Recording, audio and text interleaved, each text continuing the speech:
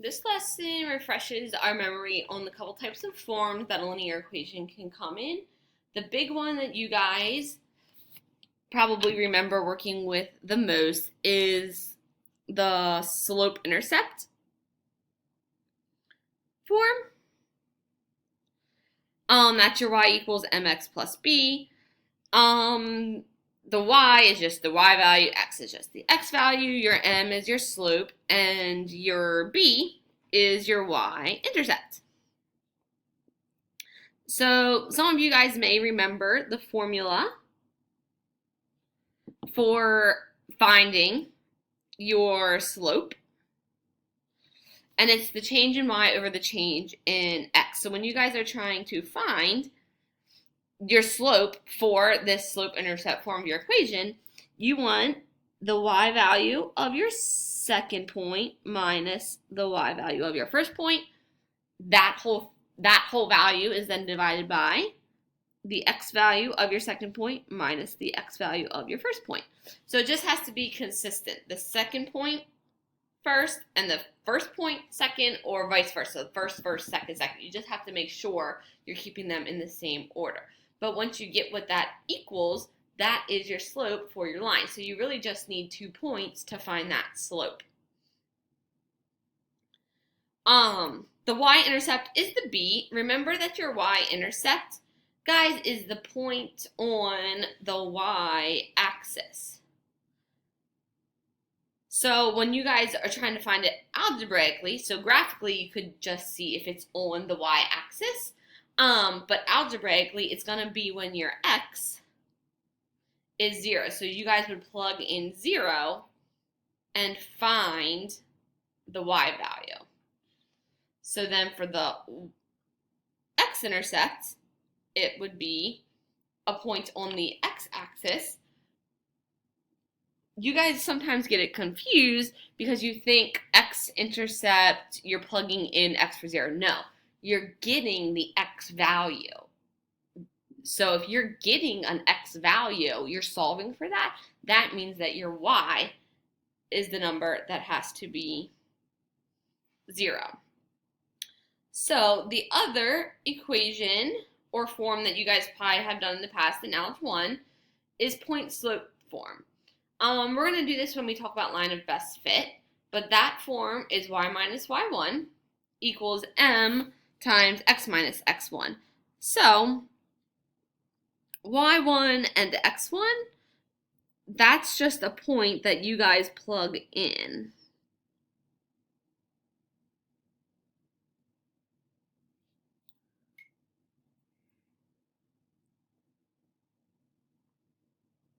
And again, we'll talk about that more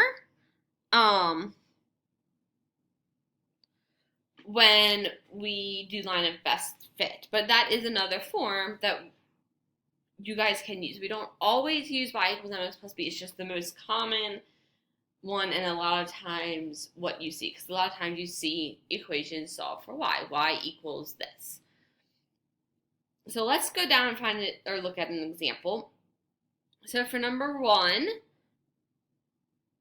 y equals 2x minus 1. Actually, let's do number 2. F of x equals negative 5/4 x minus 2. So if you want to graph it, first you guys could do that. That would be absolutely fine. If you guys remember how to graph, I always start, and you should start with the y-intercept. So the y-intercept is negative 2. And then the slope is negative 5/4. So the top number is your up and down, and your bottom number is the left and right. It's rise over run, vertical over horizontal. So the negative tells us that we're going to go down, and I always go right. So it's not a matter of figuring out if you're going right or left. You're always going right. You're just figuring out if you're going up or down first. So the negative tells us to go down 5. 1, 2, 3, 4, 5 over 1, 2, 3, 4. Now, of course, we can't go down anymore. So from that first point, we could go backwards, which would be up and left. So 1, 2, 3, 4, 5, 4.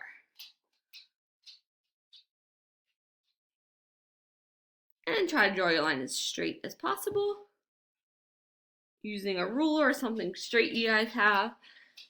So the slope, when it's in this form, is really easy. The slope is -5/4, and the y-intercept is really easy. I don't think I wrote that any sloppier. So the slope and the y-intercept are super easy when it's in this form. Slope is what's attached to your x. And the y-intercept, we're going to write this as an ordered pair. So 0, -2. You guys can also see that on the graph. That's where the point is on your x or on your y-axis. So the x-intercept would be right there. Now it's not a whole number, so we do have to solve for the x-intercept. We're not just going to guess or estimate.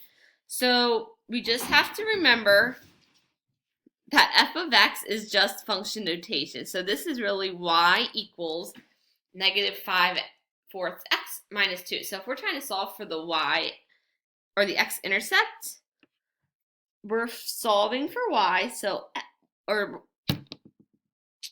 we're solving for x, so y is going to be 0. So I'll just do my work over here on the side. 0 equals -5/4 x minus 2. So I'm going to add the 2 over. 2 equals -5/4 x. I'm going to multiply both sides by 4, because that will get rid of your denominator. 4 times 2 is 8, so 8 equals -5x. So what happens when you guys divide by -5, it's just a fraction, which is absolutely fine. So -8/5 is your x-intercept. So for these, you don't have to do any work for the slope and the y-intercept. The x-intercept you guys will have to solve for, though. So you can do the algebraic work first, or you guys can graph it first, then do the algebraic work, whichever you guys prefer. Try those ones that still remain. And I'm going to just go down here and do one standard form with you. So standard form is when your equation is not solved for y. The x and the y are on one side of the equation. So a, b, and c are just regular numbers. X and y are x and y. But this form is handy if you actually are trying to solve for the x and y intercepts. So like if you guys look at number 6, again, the y-intercept, you guys are solving for y, so x is 0. The x-intercept, you're solving for x, so y is 0. So the y-intercept, you make 0x and solve. So you would technically add the 0 over, but you'd still be left with -4y equals -20. When you guys divide by -4, y equals 5. And then the x-intercept, it's nice in these cases because since x and y are both on the same side, it's usually just those 2 steps that you have to do. So x-intercept, we're solving for x, which means y is going to be 0. -4 times 0 is 0, so x minus 0 is x. So in this case, you just have a pretty large x-intercept, so -20. So when it's in standard form, it's a little easier to solve for those intercepts, more so than it was up here when they were in slope-intercept form. But the process is always going to be the same. You're plugging in 0 to solve for whichever variable you need, depending on if you're solving for the x-intercept or the y-intercept. So try those remaining on the page there.